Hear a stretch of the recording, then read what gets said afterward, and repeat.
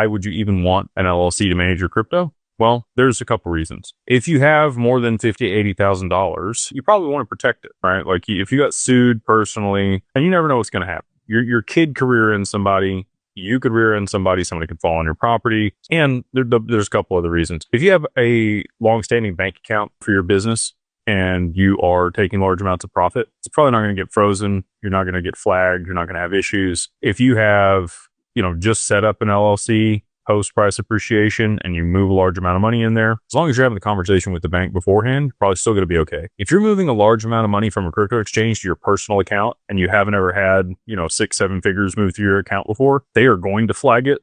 They might even debank you and they will hold that money for weeks until they send you a check. The other thing I would say about the operating agreement that we do very different than other people is we have specific considerations and language around digital assets in the operating agreement, the security of it, governance around it, the legal component there in Wyoming. There's legislation that's very beneficial for digital assets.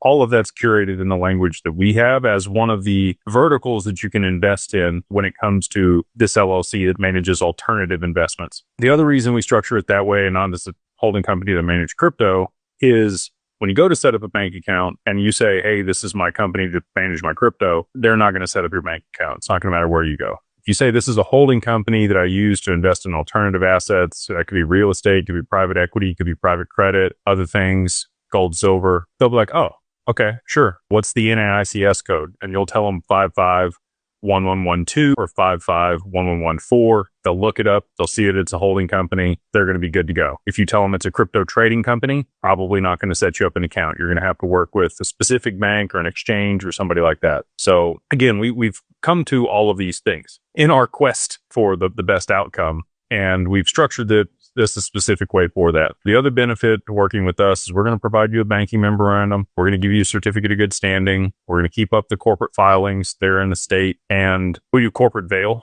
also. So if you want to work with us on it, you can go to digitalfamilyoffice.io and use the code 50OFF, 50OFFDAGLLC. Get you everything I just talked about: EIN, articles of organization, registered agent, certificate of good standing, banking memorandum, template for the operating agreement, and the corporate veil service for the whole year for $2,000 if you use that code.